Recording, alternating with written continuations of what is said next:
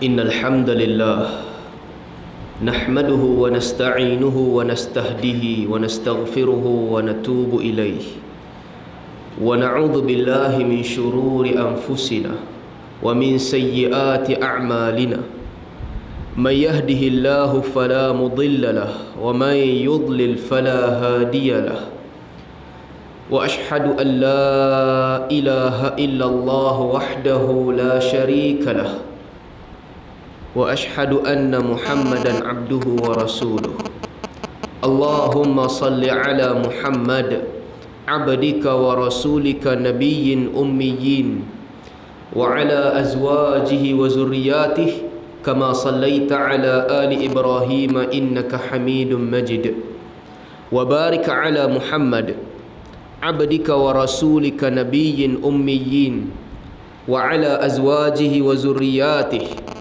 كما باركت على آل إبراهيم إنك حميد مجيد. Muslimin yang dirahmati Allah, saya nak bacakan hadis yang panjang, hadis yang menceritakan tentang perhubungan di antara Allah dan juga makhluk, dan juga hadis yang menceritakan tentang hak yang perlu ditunaikan di antara sesama orang Islam. Tapi sebelum saya bacakan hadis ni, saya mengingatkan diri saya dan kita sekalian tentang pentingnya konsep yang dibawa oleh Islam sesama umat, iaitu al-ukhuwah, persaudaraan sesama Islam. Bila kita namakan persaudaraan, ada beza di antara Islam dengan agama-agama yang lain, di mana di dalam Islam al-ukhuwah, persaudaraan ini, dia menjadi satu aset. Persaudaraan ni benda yang buatkan Islam ni dikenali sebagai agama. Benda yang membezakan Islam dengan agama-agama yang lain adalah persaudaraan. Banyak agama-agama yang lain, apabila manusia masuk ke dalam agama itu, disebabkan ada bibit-bibit perpecahan, maka manusia meninggalkan agama. Banyak agama lain yang zahirnya jelas mengikut agama itu, dia membawa kepada double standard, melayan manusia dengan membahagikan manusia kepada kelompok-kelompok yang berbeza. Begitu juga bukan sahaja agama, begitu juga budaya. Sebab yang menentukan cara hidup manusia bukan sekadar agama. Sebab itu di barat, apabila orang mula mengikut aliran sekular, mereka pisahkan di antara agama dan juga budaya, agama dan juga cara hidup. Kerana pada mereka, agama ni hanyalah cara manusia beribadah, cara manusia berurusan dengan diri dia sendiri ataupun berurusan dengan Tuhan dia. Itu saja agama. Tapi perkara yang menentukan perjalanan masyarakat, kaitan di antara anggota masyarakat, itu tidak ada kaitan dengan agama, budaya. Ini beza dengan Islam. Dan sebab agama dan juga budaya memberi kesan kepada masyarakat. Sebab itu Arab jahiliyah dahulu, agama mereka berbeza. Ada yang mengikut agama Nabi Ibrahim, ada di antara mereka yang menyembah berhala. Di Mekah tidak ada ahli kitab, di Madinah ada ahli kitab. Agama berbeza, tetapi di Mekah cara hidup mereka sama, double standard. Ada orang yang menjadi tuan, ada orang yang menjadi hamba. Dan cara mereka berinteraksi di antara tuan dengan hamba dia berbeza. Jadi dalam budaya itu, di tengah-tengah keadaan itu, Allah utuskan Nabi Muhammad membawa ajaran Islam. Dan sebelum kita nak cerita persaudaraan ni, budaya dan juga agama, benda penting. Sebab idea ini ataupun pemikiran ini sekarang ni dia mula datang kepada orang Islam juga. Dahulunya idea sekular ni, yang kita kata memisahkan di antara agama dan juga cara hidup, agama dan juga cara perjalanan masyarakat, dulunya idea ni datang di barat dan dia menghancurkan dominasi Kristian. Kalau tuan-tuan lihat sejarah dulu sebelum zaman kebangkitan barat, sebelum Renaissance dan sebagainya, apa yang berlaku? Gereja kawal semua benda. Apa sahaja orang nak buat, mereka kena dapat endorse daripada gereja. dalam sains, dalam teknologi, apa sahaja, mesti gereja. Dan apabila datang idea sekular ini, mereka berjaya memecahkan masyarakat Kristian. Apa jadi dekat Kristian? Agama, padri-padri hanya duduk dalam gereja cakap tentang agama. Di luar daripada gereja, cara hidup manusia, macam mana mereka berinteraksi, cara mereka jual beli, cara mereka berpolitik, tak ada kena-mengena dengan agama. Dan mereka berjaya. Dan sekarang ni, idea yang sama dibawa masuk ke dalam negara-negara Islam. Tuan-tuan, semua negara Islam menghadapi benda yang sama. Kecuali beberapa negara Islam lah, yang masih lagi kita kata mungkin terselamat. Tapi kebanyakan negara Islam benda yang sama. Budaya ini dipecahkan dan digantikan dengan budaya lain. Di Malaysia berlaku tak berlaku? Di Malaysia juga berlaku. Sejak daripada merdeka berlaku. Apa tanda dia pisah agama dengan budaya ni? Apa tanda dia? Tanda dia pertama, paling mudah, kalau mana-mana negara ada perlembagaan.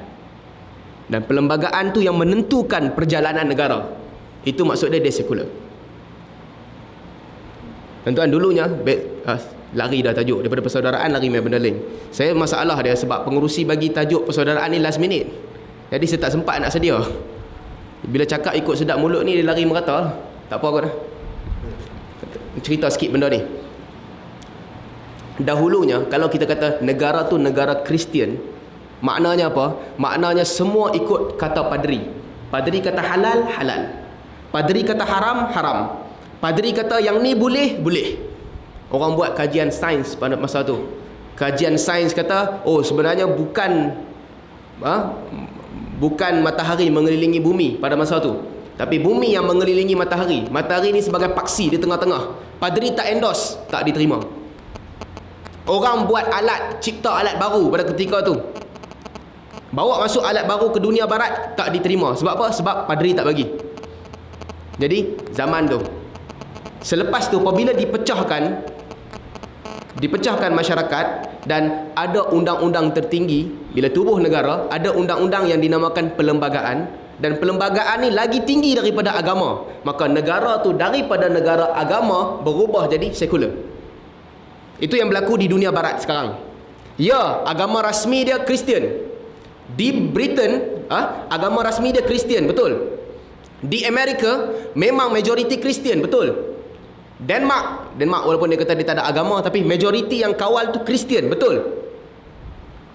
Tapi apabila ada perlembagaan yang kawal negara, agama dia tak boleh lawan perlembagaan. Jadi itu nama dia sekular. Pemisahan di antara agama dan juga kehidupan. Jadi perlembagaan ni akan tentukan, bab ni boleh ikut agama, bab ni tak boleh ikut agama.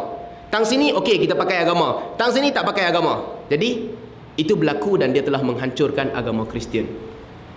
Jadi di tempat kita pun sama lah juga. Kita ada perlembagaan yang dinamakan undang-undang tertinggi. Kalau perlembagaan bercanggah dengan Al-Quran, ikut konteks undang-undang negara, mana yang diamalkan? Perlembagaan diambil, Al-Quran ditinggalkan. Apa sahaja kes, orang kena tangkap, sebagai contoh, dia kena tangkap, dia mengedar dadah. Mengedar dadah, pergi ke mahkamah, jatuhkan hukuman kepada dia, gantung. Sebab dia edar dadah banyak. Dia datang, dibacakan ayat Al-Quran. Bacakan ayat Al-Quran yang kata apa? Bacakan hadis. Tak boleh bunuh Muslim disebabkan illa bihaqqih. Darah Muslim ni haram melainkan dengan hak. Tak boleh bunuh orang sesuka hati. Dia bacakan ayat tu. Pakai tak pakai ayat tu, hadis tu tak dipakai. Sebab dia bercanggah dengan undang-undang negara. Jadi itu sekular. Jelas. Jadi balik kepada dua benda ni yang kawal tingkah laku manusia, agama dan juga budaya. Jadi bila kita kata Islam, kita terima Islam. Islam ni dia beza dengan agama-agama lain. Islam dia bukanlah agama yang semata-mata menguruskan tingkah laku manusia dengan Tuhannya sahaja.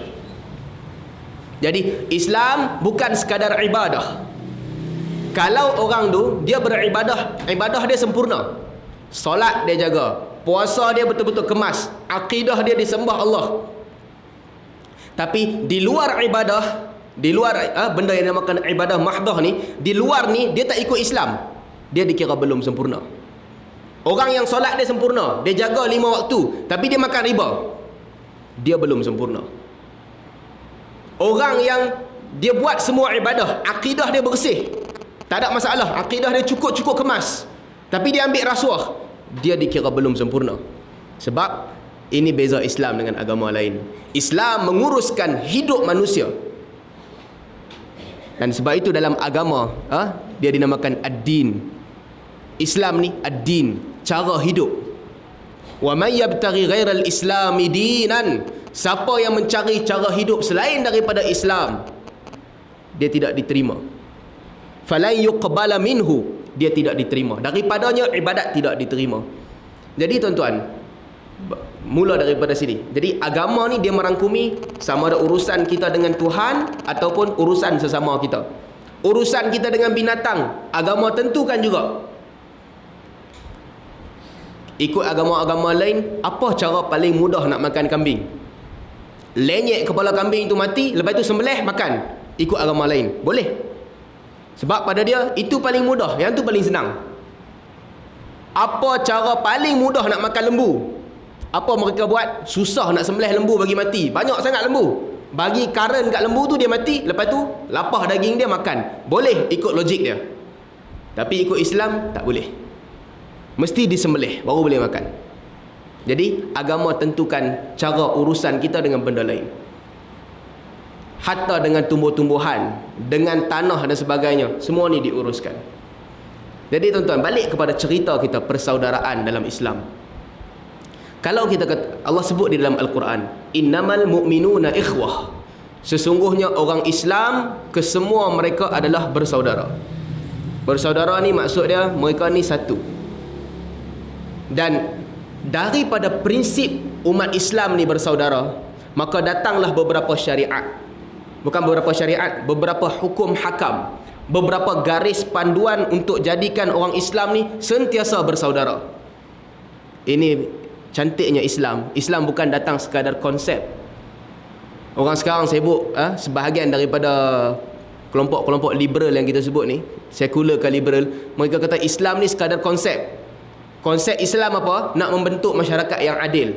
Macam mana cara nak bentuk masyarakat yang adil? Melantak pergi ke hampa. Yang penting masyarakat yang adil. Kita kata tak, itu bukan dia. Islam ada konsep, ada pelaksanaan. Bukan sekadar konsep. Konsep mesti ikut Islam, cara melaksana juga mesti ikut Islam. Jadi tuan-tuan, bila Islam endorse bahawa agama ini adalah agama persaudaraan, apa yang Islam buat? Allah bawa beberapa hukum hakam yang menunjukkan bahawa dia adalah agama yang bersaudara. Antaranya apa? Awal-awal apabila Nabi dakwah Nabi kepada Arab, meletakkan mereka semua sama paras. Sebab tu tuan-tuan, di Mekah bila Nabi mula dakwah, orang-orang yang hebat, orang-orang yang kaya di Mekah, mereka tak terima Islam. Mereka, sebahagian daripada mereka kata, kami ni ada kedudukan di zaman jahiliyah, kami ni orang yang hebat, apa kami buat tak ada masalah. Tapi kenapa kami perlu ikut agama yang buat kami jadi sama dengan orang lain? Mereka tak terima. Orang-orang susah pada ketika itu, orang miskin pada ketika itu, hamba abdi pada ketika itu, mereka terima Islam. Sebab apa? Sebab pada mereka ini agama yang membebaskan mereka daripada double standard. Tuan-tuan, contohnya mudah, kita tak ada duit. Orang kata hang masuklah parti politik ni, masuk parti politik ataupun hang pilah ikut sertai perhimpunan ni, dapat RM40 seorang. Perhimpunan mana kita pun tak tahu. Ikut perhimpunan ni kita bagi seorang RM40, orang ikut. Sebab ada kepentingan dia di situ. Kalau kita kata ke orang ni, hang kontraktor, hang ikut perhimpunan ni, hang tak dapat kontrak, orang tu tak ikut. Mudah, konsep dia mudah. Berlaku dalam kehidupan kita pada hari ini. Itu dakwah asal Islam. Orang miskin, mereka akan dapat kelebihan. Jadi, ramai di kalangan mereka yang terima Islam. Orang kaya pada ketika itu, orang yang ada kedudukan, kurang yang menerima Islam. Melainkan orang yang Allah rahmati dan Allah pilih mereka. Uthman bin Affan, Abdul Rahman bin Auf, Allah pilih mereka untuk terima Islam. Tuan-tuan, benda yang sama juga berlaku kepada Jabalah bin Al-Ayham Al-Ghassani. Jabalah ni orang besar kepada Hercules, panglima perang. Jabalah ni orang besar. Zaman Umar Al-Khattab, apabila orang Islam jajah Syam, pergi ke negeri Syam, masuk ke negeri Syam, jajah Palestin, Jordan, Syria pada ketika itu, bukan jajah lah. Perkataan jajah ni tak apa elok, membuka. Tuan-tuan, Islam ni bukan menjajah, dia membuka negara. Itu beza Islam dengan orang lain. Orang Islam apabila mereka pergi ke negeri Syam, mereka bebaskan orang Syam. Orang Syam dahulunya ketika dipimpin oleh Kristian, apa jadi kat mereka? Mereka ditekan. Mereka tak bebas, tak ada pemilikan, harta tak mampu milik. Semua raja pegang. Apabila Islam masuk, Islam bebaskan mereka. Harta kamu, hak kamu, kami tak kacau. Agama kamu, suka hati kamu, kamu nak sembah apa, kami tak paksa.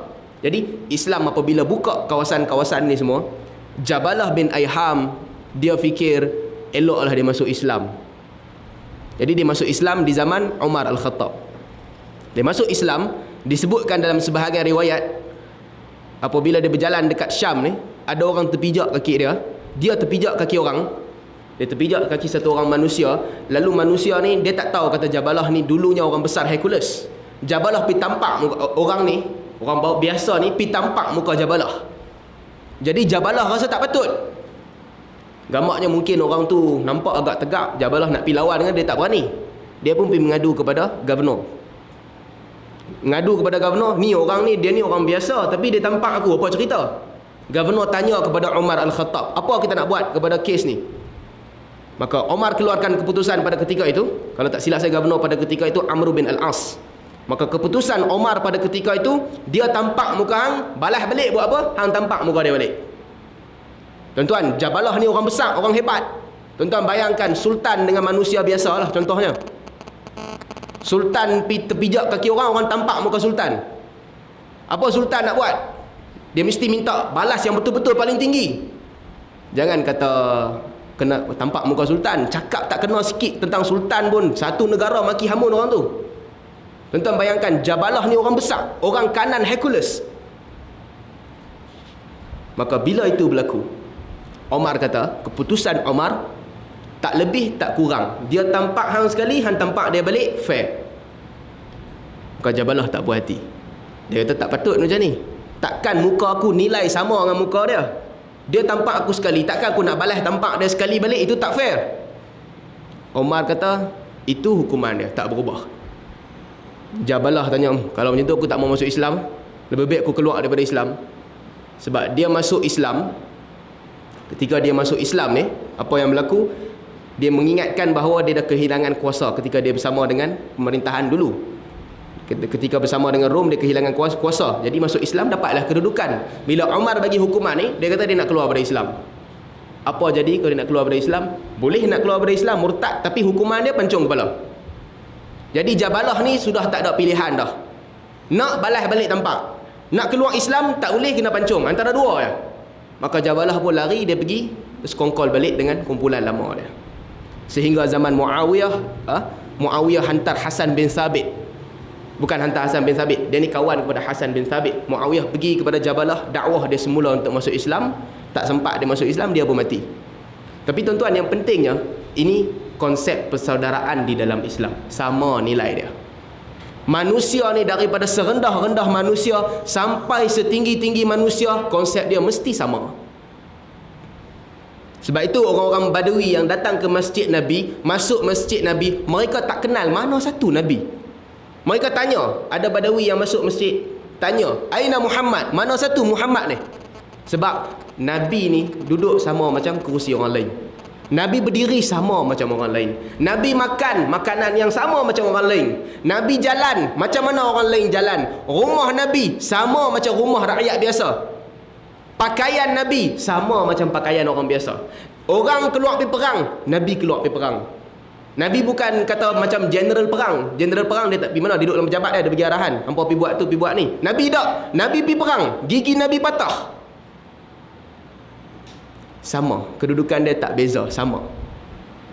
Sebab itu apabila orang panggil Nabi tuan kami, anak kepada tuan kami, Nabi kata, "Tak, aku bukan tuan kamu, aku bukan anak kepada tuan kamu, hampa jangan buat leceh." Yang ni semua tak ada. Nabi kata, "Sesungguhnya aku adalah hamba Allah dan juga Rasulullah." Jangan hampa duk mai puji aku macam mana orang Nasrani puji Nabi Isa. Aku bukan itu. Aku adalah hamba Allah, aku adalah Rasulullah. Kedudukan sama. Tuan-tuan, ini nilai persaudaraan di dalam Islam. Kita bukan kata apa nama? Bismillah.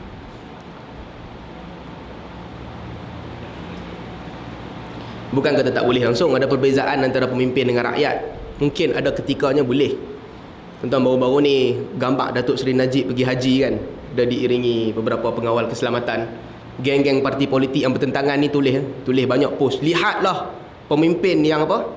Pemimpin yang teruk. Orang lain pergi haji pergi seorang-seorang, dia pergi haji dikawal oleh orang ramai.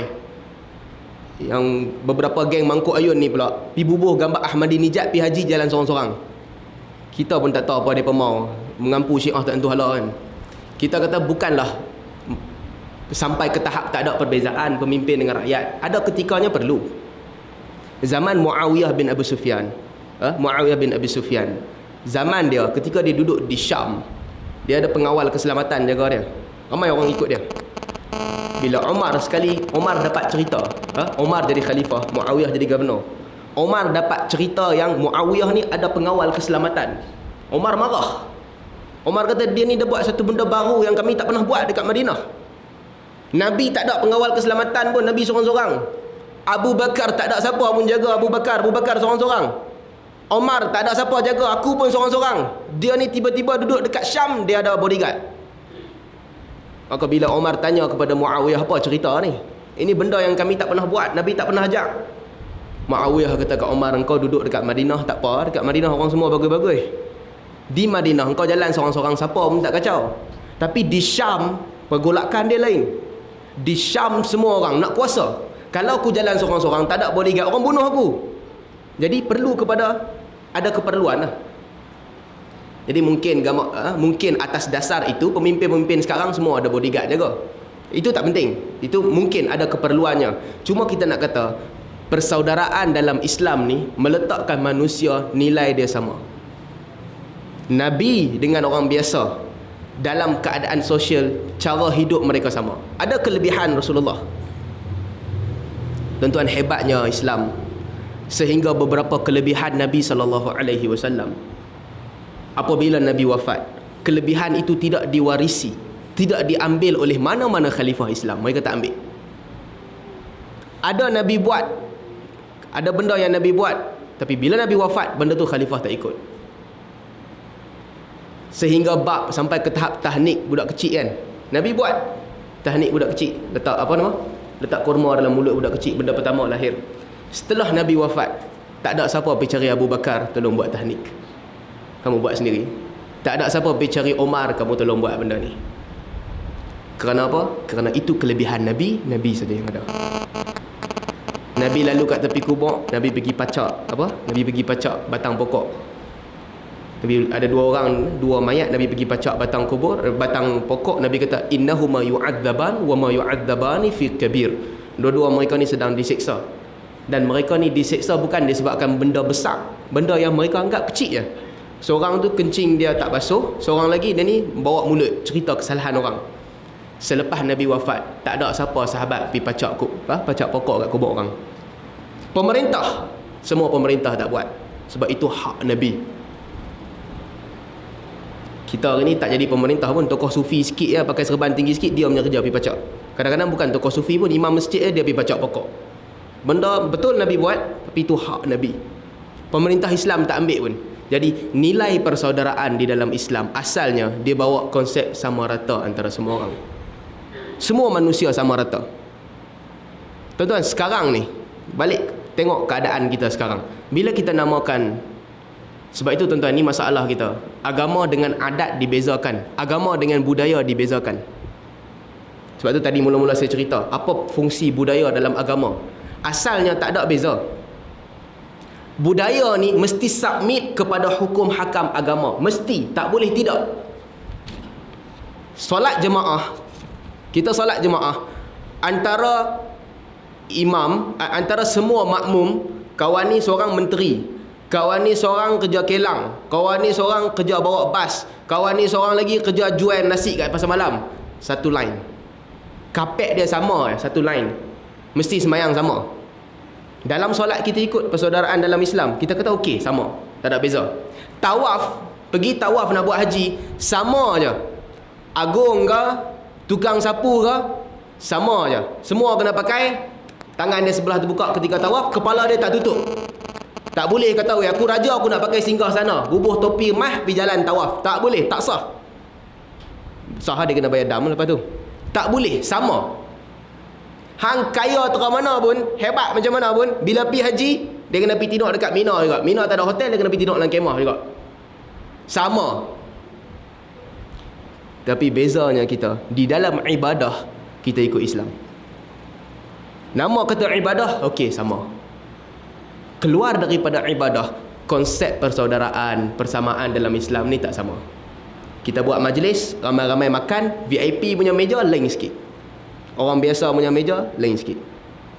Hilang, konsep tu hilang. Sebab tu saya kata tadi, kita menghadapi ini masalah ni. Masalah yang dahulu pernah menjatuhkan Kristian, masalah ni berlaku kepada kita sekarang. Budaya kita hilang terus daripada Islam. Cara berpakaian juga sama. Masalah dia berlaku juga. Orang biasa tak boleh pakai baju biasa. Nama kata orang tu menteri ke orang-orang besar, dia pakai baju batik mesti dibuat daripada sutera. Untuk dia boleh, untuk orang biasa tak boleh. Double standard tu berlaku. Sebab tu tuan-tuan, kita benda ni merosakkan manusia sebenarnya. Dia memberikan imej yang buruk kepada Islam. Dahulunya pemimpin Islam, apa yang berlaku? Saya minta maaf, dekat-dekat ngundi ni kita cerita pasal pemimpin banyak sikit ni. Tak kisah, saya cakap 3-4 hari saya nak balik Qatar dah. Tuan-tuan yang duduk sini kan, jadi cakap je lah. Dahulunya, start daripada zaman Omar. Apa yang berlaku di zaman Omar pada ketika itu? Omar dia buat kerja macam orang biasa. Pagi-pagi dia pergi ke market, dia pergi meniaga buat kerja dia. Malam-malam dia tak tidur. Malam-malam Omar ni dia pergi jalan tengok rumah seorang-seorang. Siapa buat perangai tak elok, dia pergi tengok. Ada orang minum arak ke, ada orang berzina ke, ada orang buat apa-apa ke, dia pergi cari, dia pergi check orang seorang-seorang. Sebab itu satu ketika Omar duduk jalan, Ali jumpa Omar. Ali tanya, Omar anda buat apa? Omar kata, aku nak tengok kok ada rakyat yang tak makan ke, yang miskin ke apa ke, aku nak bagi makanan kat mereka. Ali kata, at'abta khalifatan min ba'dik. Engkau tak payah dah buat macam ni. Ali kata, engkau buat macam ni bagi penat khalifah yang datang selepas daripada engkau. Sebab engkau buat macam ni, nanti khalifah selepas engkau nak kena ikut. Letih khalifah. Jadi Omar ni dia memang itulah kerja dia. Dia pergi kerja sendiri, dia keluar jaga rakyat dia. Sampailah orang bincang-bincang, majlis syura kata ke Omar, tak payahlah buat macam ni Omar. Omar pergi duduk kat rumah, kami bayar gaji sebagai pemerintah. Sebab apa bayar gaji? Engkau tak payah keluar pergi pasar. Engkau keluar pergi pasar, siapa nak buat kerja ni? Dia kalau orang tak bayar gaji jadi pemerintah, dia nak kena hidup sebagai manusia biasa, makan gaji macam biasa. Lepas tu dia nak jalankan kewajipan perintah negara, berat. Jadi orang pun bagilah gaji sebagai pemerintah, dia pun buat kerja sebagai pemerintah sahaja. Itu zaman Umar. Tapi zaman kita sekarang, bukan di sini sajalah, di semua tempat.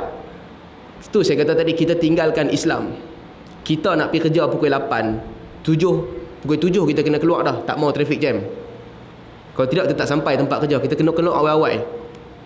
Tapi pemerintah dia tak payah buat macam tu. 7.45 dia boleh keluar, 3-4 biji kereta polis ikut dia, escort sampai tempat kerja. Lepas tu kita kata, inilah kita amalkan Islam.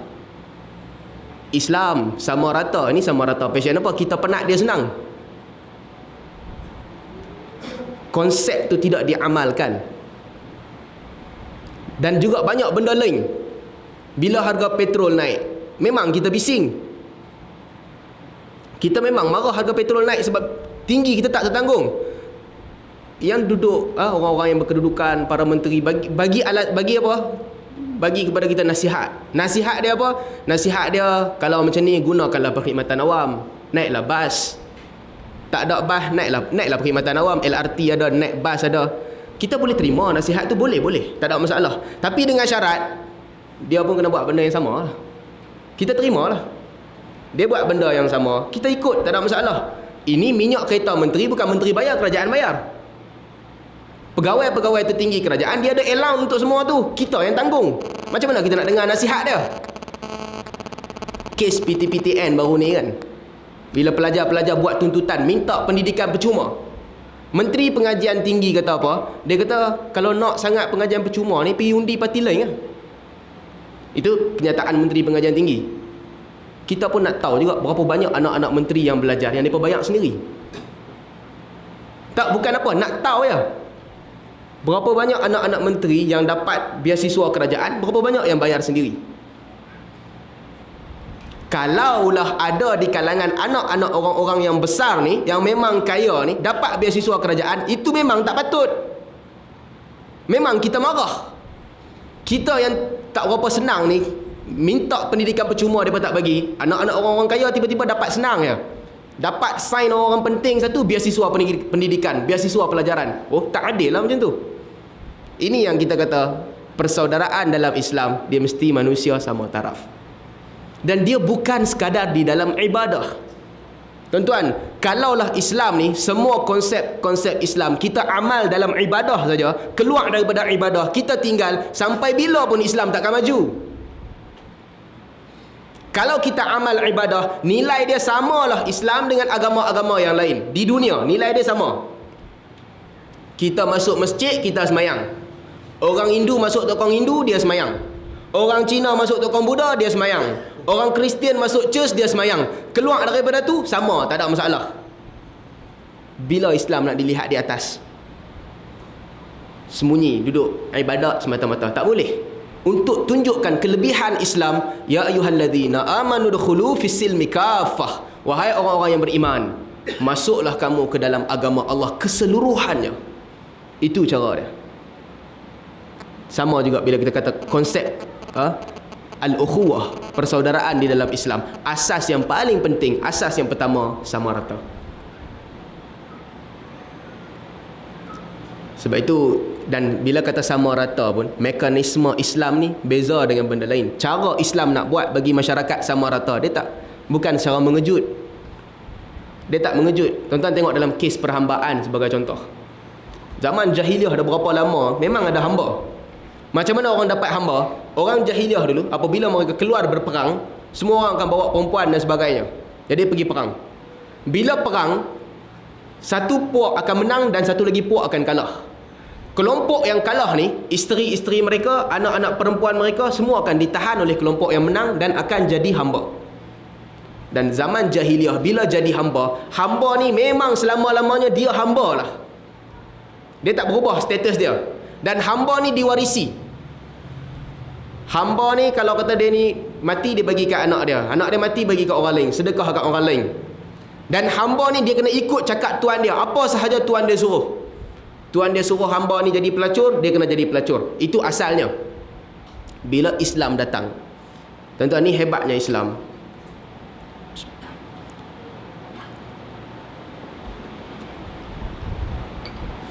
Orang kata apa? Oh, kita patutnya bila kata persaudaraan ataupun sama taraf, kita kena hapuskan hamba. Betul, kita kena hapuskan hamba. Tapi bila kita hapuskan hamba, apa kesan dia? Kesan dia rosak masyarakat. Tuan-tuan bayangkan, kelompok manusia yang selalu berperang, masyarakat Arab yang selalu berperang.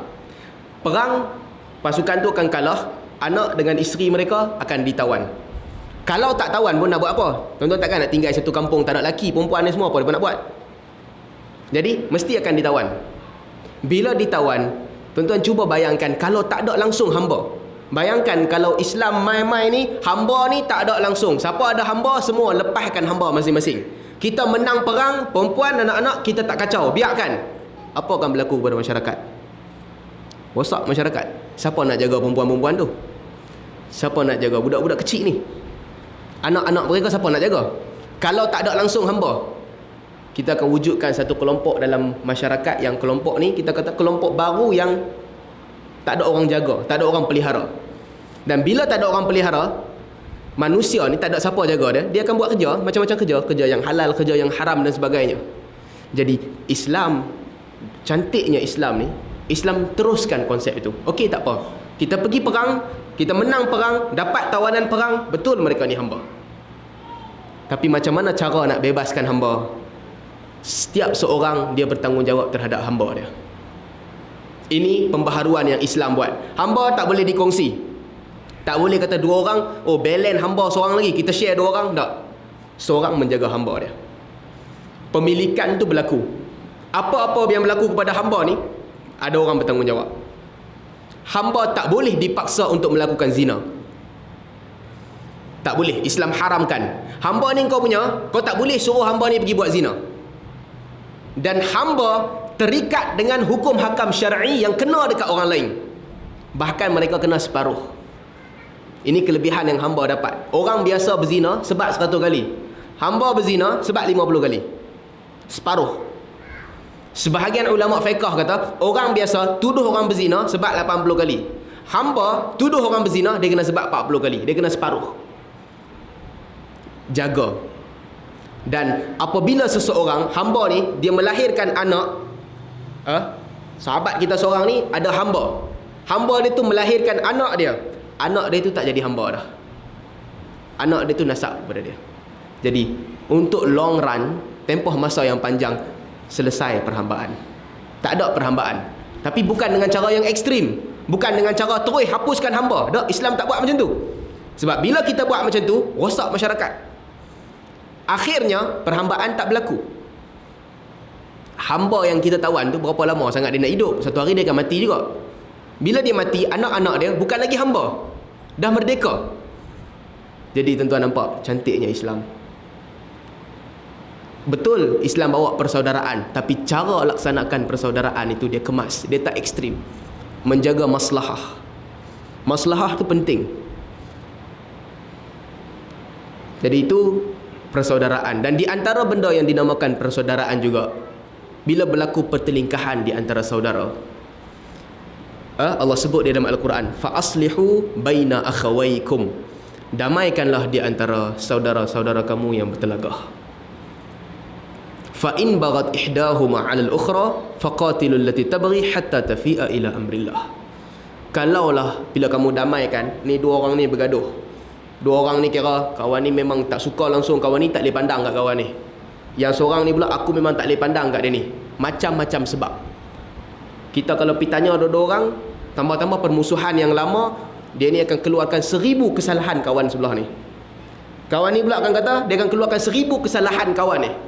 Tak ada langsung kebaikan. Kita kadang-kadang tak tahu siapa yang mula buat salah. Kita dengar kadang-kadang kita rasa, oh dia ni memang baru mula buat salah. Tapi walaupun dia mula buat salah, kawan sebelah ni, dia ni memang jahat. Dia ni buat salah sikit je. Yang sebelah ni, dia pergi bagi besar benda tu. Kita pergi kata kat kawan ni, damailah dengan dia. Dia ni, hang yang mula buat salah. Lepas hang buat salah, hang yang mula kutuk dia dulu. Lepas hang kutuk dia, dia kutuk hang balik. Dia ni kata, aku tak mau. Aku kutuk dia sikit, dia pergi kutuk aku lagi banyak. Takkan aku nak minta maaf? Kita mai pula kat kawan ni, kita kata, hang ni kutuk dia derah sangat ni, kutuk sikit-sikit sudah lah, berhentilah. Dia kata, aku tak mau. Siapa suruh dia mula dulu? Tuan-tuan, bila berlaku permusuhan ni, pergaduhan ni tak selesai. Kawan ni akan kata dia ni lagi teruk, dia ni akan kata dia ni lagi teruk. Kita yang duduk di tengah-tengah, bila kita pergi masuk salah satu, memang lagi tak selesai masalah. Jadi konsep Islam, apabila dua orang bertelagah, apa kamu buat? Fa aslihu bainahuma. Kamu kena damaikan di antara mereka berdua. Kamu tak boleh pergi masuk satu kelompok, hantam kelompok lagi satu. Tuan-tuan, tadi sahabat saya Sobri suruh cerita, kaitkan dengan isu semasa. Ini nak kaitkan dengan isu semasa. Kita yang, alhamdulillah lah, Allah buka pintu hati kita untuk menerima sunnah Nabi. Bila damai kelompok PAS dengan UMNO, apa kita nak buat? Tuan-tuan nak masuk parti mana suka hati. Jadi kerja kita di tengah-tengah. Tuan-tuan, sekarang ni isu besar. Rungsing semua orang, lawan maki hamun. Kawan ni kata kawan tu kafir. Yang ni memang kafir. Pasal apa dia kafir? Pasal dia liberal. Siapa masuk dalam parti liberal, dia kafir. Kawan belah ni pula kata, yang tu parti ajaran sesat. Nama je Islam tapi dia sesat. Kawan ni minta kat mufti, tolong Ustaz, mufti buat majlis fatwa, buat fatwa cabut perkataan Islam daripada mereka tu. Tak boleh. Perkataan Islam mereka salah guna. Kawan belah ni pula kata, mufti-mufti ni semua jaga-jaga sikit, hampa jangan pro parti politik tertentu. Tak selesai masalah. Sama-sama ada hujah, sama-sama ada alasan. Kita nak kena buat apa? Balik kepada prinsip Al-Quran. Fa aslihu bainahuma. Kamu kena damaikan di antara mereka berdua. Tuan-tuan, orang agama mereka, bila mereka pijak kaki dalam benda ni, kaki mereka tu tajam. Orang biasa, orang kampung kalau lawan maki hamun, biasa, tak ada masalah. Aku tak boleh pandang pemimpin ni. Aku tengok muka dia dalam TV, aku pijak gambar atas muka dia. Orang kata, hang punya pasal ya? Hang seorang yang buat benda tu. Mereka ni memang ajaran sesat sungguh. Cakap ya pasal Islam, tapi negeri mereka negeri paling miskin. Orang akan kata, memang hang kerja hang baca paper utusan ni, yang tu lah yang hang tahu. Biasa, tak ada masalah. Tapi bila mai orang agama, dia baca satu ayat Quran, dia kait dengan ayat Quran ni, dia kata, tengok berdasarkan ayat ni parti tu sesat. Apa akan berlaku? Beribu orang akan kata, tengok betul yang cakap ustaz ni. Lidah orang agama ni tajam. Tajam, dia lebih tajam daripada pisau. 200 ribu orang pergi ikut perhimpunan bersih. Lepas tu 200 ribu orang lagi main masuk muktamar UMNO di Bukit Jalil. Tak apa, orang biasa. Yang ni 200 ribu orang, yang tu 200 ribu orang. Balik perhimpunan tu, hang duk ekstrim macam tu, aku duk ekstrim macam ni, tak ada masalah. Bila mai seorang ulama buat statement, yang tu salah. Sebab apa yang tu salah? Ini dalil dia, dia salah. Ikutlah yang ni betul. Apa akan berlaku? Ramai orang yang nakkan kepada agama, mereka ikut perkataan ustaz. Sebab tu saya kata lidah ulama ni tajam. Lidah ahli ilmu ni tajam. Lidah orang yang menggunakan Al-Quran, menggunakan sunnah ni tajam. Kita ni, siapa-siapa di antara kita pun, kita boleh buat keluar ayat Al-Quran.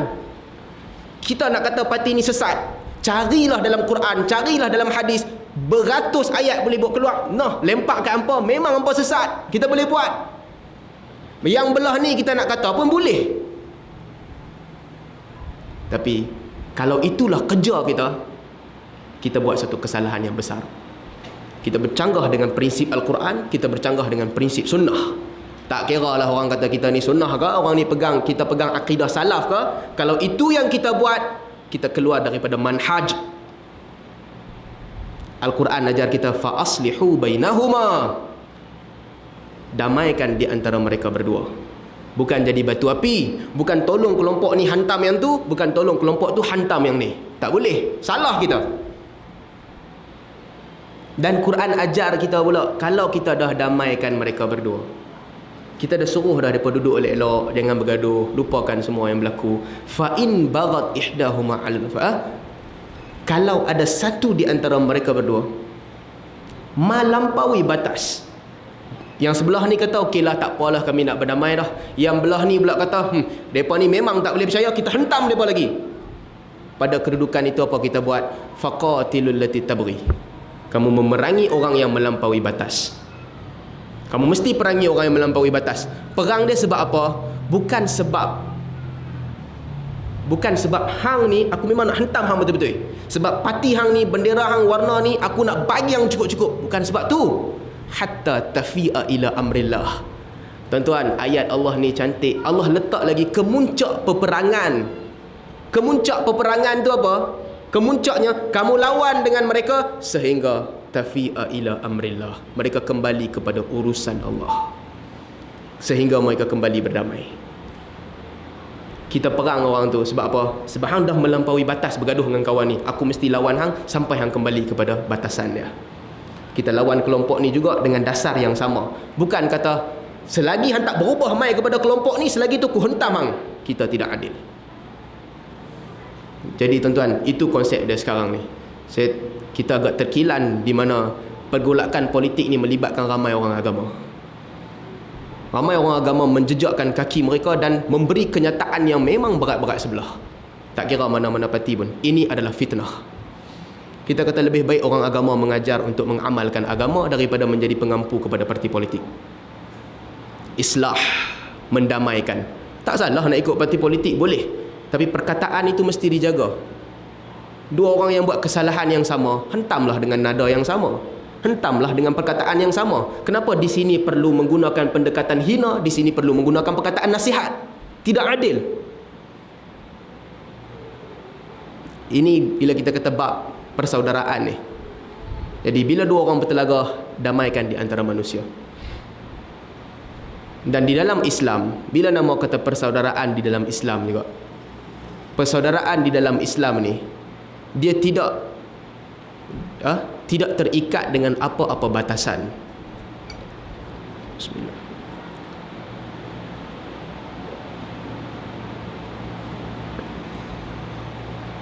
Tidak ada batasan persaudaraan di dalam Islam. Tidak ada batasan bangsa. Tuan-tuan, batasan bangsa ni buatkan agama Hindu ni berpecah. Datang agama Buddha selepas tu sebab tak setuju dengan konsep Hindu. Datang agama Sikhism sebab tak setuju dengan konsep Hindu. Sikh tak setuju. Jadi Islam beza dengan agama-agama lain. Tidak ada perbezaan bangsa. Nilai orang Islam ni sama. Orang Islam boleh, mereka betul, mereka adalah bangsa tertentu. Ini bangsa tertentu. Tapi apa yang menjadi kebanggaan mereka? Kebanggaan mereka adalah agama. Perkataan yang saya selalu sebut, saya ulang banyak kali, saya ingat sampai tuan-tuan pun hafal. Kata Umar Al-Khattab, nahnu qaumun a'azzanallah bil Islam. Kata Umar, kami ni kaum yang Allah banggakan kami dengan Islam. Allah, tuan-tuan, perkataan ni besar. Arab ni kalau nak berbangga, mereka lagi boleh bangga. Berapa kali Nabi berbangga dengan Arab? Satu hadis je Nabi kata. Nabi sebut keturunan Nabi sekali je. Nabi ceritakan tentang keturunan Nabi sekali je. Yang lain daripada tu apa? Fashhad bi anna minal muslimin. Kami mengakulah kamu bahawa kamu adalah orang Islam. Buka ayat Al-Quran, seluruh konsep Al-Quran cerita pasal kami adalah Islam. Wa qul innana minal muslimin. Katakanlah kepada mereka kami ni adalah orang Islam. Semua. Tak ada langsung ayat Al-Quran cerita tentang kami adalah bangsa tertentu. Tak ada. Pergi kepada hadis, betul kita jumpa beberapa hadis yang menceritakan tentang kebanggaan sebagai bangsa Arab. Beberapa hadis.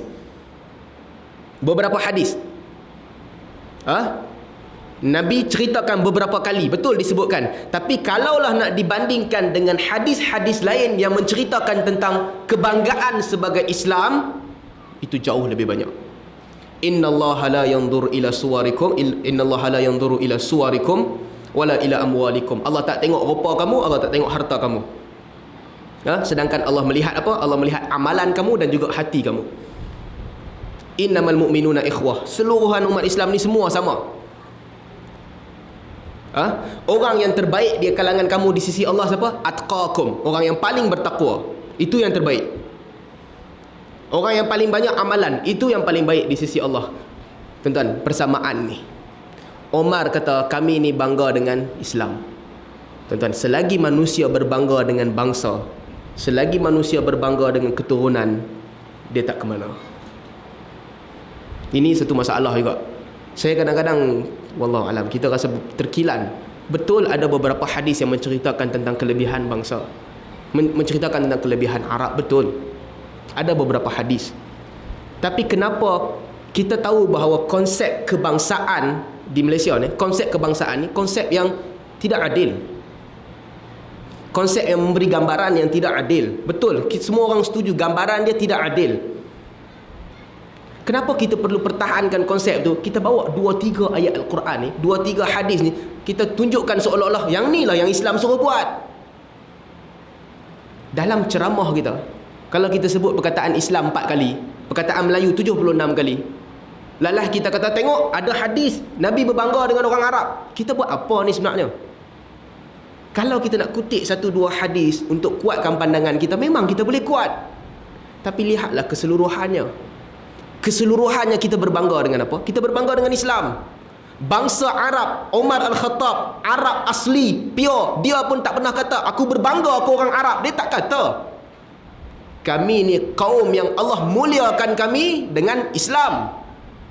Dan kami tidak akan sekali-kali mencari kemuliaan selain daripada Islam. Walan naltamisal izzata bighairih. Takkan sekali-kali kami cari kemuliaan selain daripada Islam. Maksudnya apa? Kalau aku ni bangsa ni, hampa tak payah puji bangsa aku tak mau.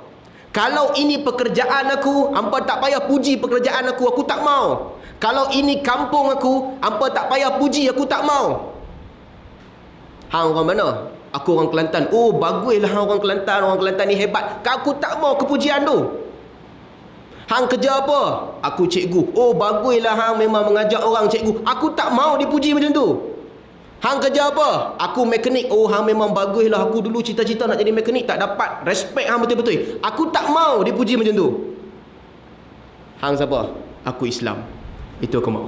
Oh, hang ni Islam ah, hebat Islam. Kat situ kita mau. Tuan-tuan, itu maksud perkataan Umar. Maksud yang perkataan dia satu baris je. Tapi sejauh mana kita bawa maksud tu? Berapa banyak kita berbangga kita sebagai orang Islam? Dan berapa banyak kita berbangga aku sebab ni, aku sebab ni, aku sebab ni, selain daripada Islam. Bila persaudaraan kerana Islam, tidak ada batasan. Islam ni kemuncak dia. Orang kata, kita duk kata kita pertahan Melayu, kita kata je, tapi sebenarnya kita pertahankan Islam lah. Sebab apa? Sebab ikut Perlembagaan Persekutuan yang dinamakan Melayu tu, dia kena ada 3 ciri. Ciri pertama, agama dia mesti Islam. Kalau dia bukan Islam, dia bukan Melayu. Kalau dia bukan Islam, dia bukan Melayu. Ciri kedua, dia mesti cakap bahasa Melayu. Ciri ketiga, dia amalkan adat dan istiadat bangsa Melayu. Kena 3 ciri ni, Islam lah. Kita nama aja Melayu, tapi kita mau Islam. Itu bid'ah.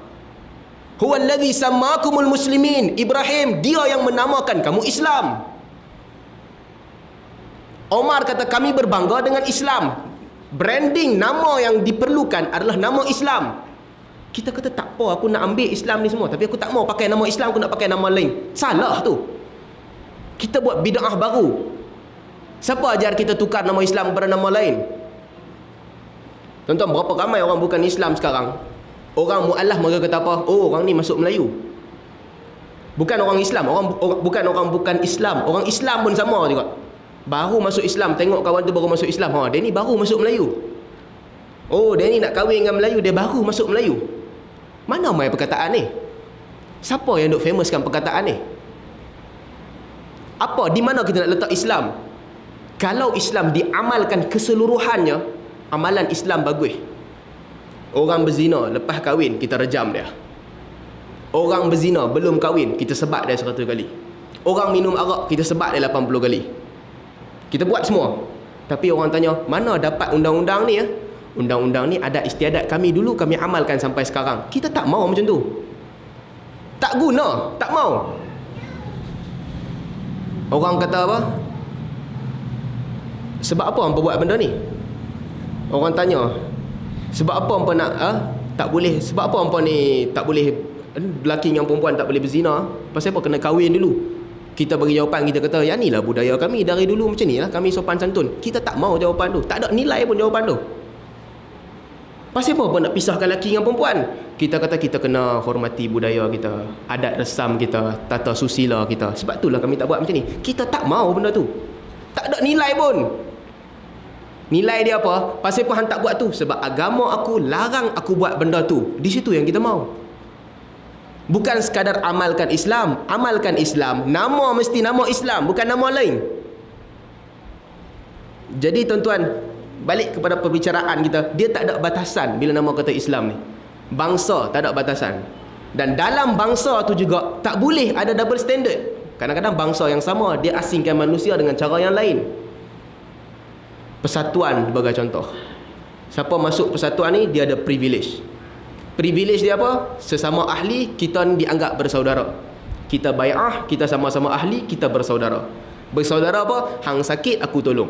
Hang ada masalah, aku tolong.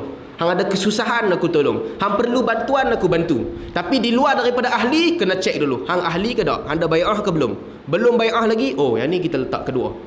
Antara dua orang, yang ni ahli minta tolong, aku nak pinjam 10,000, tak ada duit. Seorang lagi pula, yang ni bukan ahli, aku nak pinjam 10,000, tak ada duit. Yang bukan ahli ni lagi miskin. Kita tengok dua-dua, oh kawan ni yang minta tolong ni nampak ada tanda-tanda trademark macam ahli. Kita tolong dia, kita tak tolong yang lagi seorang. Itu asabiyah. Man qatala ala rayatil asabiyah mata maitatan jahiliyah atau kama qala. Ataupun sebagaimana disebutkan oleh Nabi SAW, siapa di antara kamu yang berperang memimpin bendera asabiyah, dia mati jahiliyah. Tuan-tuan, benda ni jadi common. Benda ni jadi seolah-olah sebahagian daripada masyarakat. Apa tanda penyatuan orang Islam? Apa tanda penyatuan kita? Kita jumpa siapa sahaja orang Islam, Assalamualaikum warahmatullahi wabarakatuh. Oh, dia bagi salam kat kita, aku kenal dia ni orang Islam. Sebab tu Nabi kata, jangan kamu mulakan bagi salam kepada ahli kitab. Kita jumpa orang kafir, kita tak mula bagi salam. Dia bagi salam, kita jawab. Orang ni kita tengok muka kita tak kenal. Yang ni Melayu ke Hindu ke? Melayu ke Cina ke? Melayu lagi. Islam ke Buddha ke? Islam ke Hindu ke? Tiba-tiba dia bagi salam. Assalamualaikum. Kita tahu, oh yang ni Islam. Itu ya trademark Islam dah. Tak ada benda lain dah. Hang Islam, hang dapat semua hak yang orang Islam dapat. Ada 6 tanggungjawab orang Islam. Hadis tu lain kali kita boleh ceritalah. Dan tanggungjawab yang lain. Nama kata kita kenal dia Islam, dia dapat semua privilege sebagai orang Islam. Apa lagi? Al-amru bainana wa bainahumus salah. Beza antara kita dan mereka adalah solat. Siapa yang mendirikan solat, itu geng kita. Masuk waktu azan, kita tengok muka, kita tak tahu.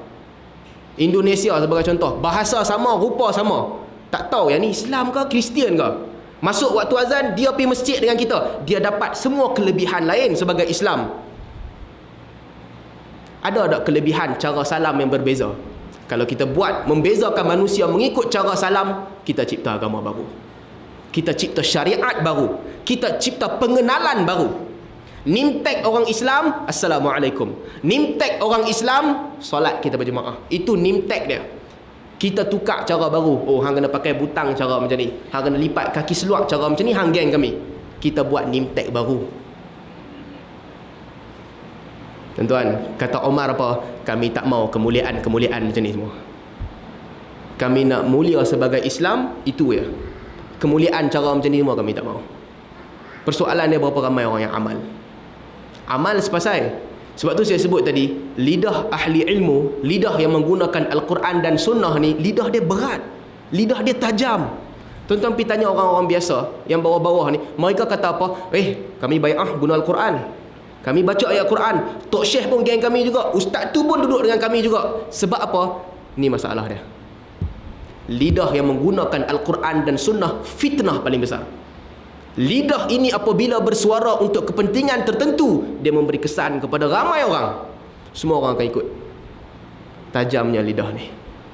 Sebab itu tuan-tuan, mudah-mudahan Allah menjadikan kita di kalangan orang yang berhati-hati, orang yang tidak menjual agama untuk kepentingan kita sendiri, parti politik kita ke, madhab kita ke, jemaah kita ke, apa sahaja. Mudah-mudahan Allah memelihara lidah kita sentiasa. Perkataan kita, apa yang Nabi nak kita kata, kita kata. Mudah-mudahan Allah pelihara kita.